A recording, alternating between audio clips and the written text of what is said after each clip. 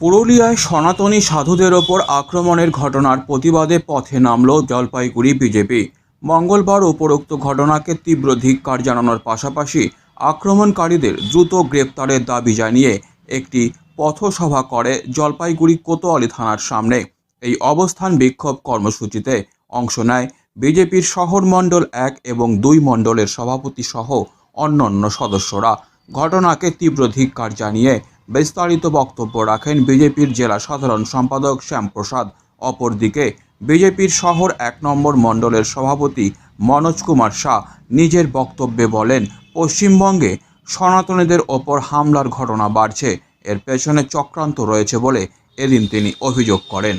এই অবস্থান থানার সামনে আজকে পুরুলিয়ায় আপনারা জানেন যে পুরুলিয়ায় সনাতনী সাধুদের উপরে দিদি দুধেল গরুরা আক্রমণ করেছে এবং খুব বাজেভাবে মারধর করেছে। তারই প্রতিবাদে আজকে আমরা জলপাইগুড়ি ভারতীয় জনতা পার্টি জলপাইগুড়ি টাউন মণ্ডল 1 ও 2 এর পক্ষ থেকে থানার সামনে বিক্ষোভ প্রদর্শন করা হচ্ছে। আজকে প্রতিবাদ আমরা অবস্থান বিক্ষোভে বসছি আজকে আমরা আজকে 2 ঘন্টা বসবো।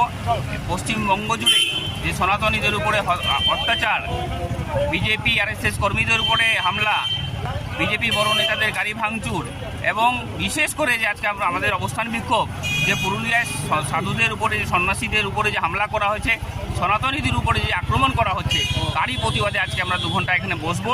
আজকে আমরা অবস্থান বিক্ষোভ করবো। আপনার নাম আর পরিচয়? আমার নাম মনোজ কুমার শাহ, জলপাইগুড়ি টাউন মণ্ডল 1 এর সভাপতি।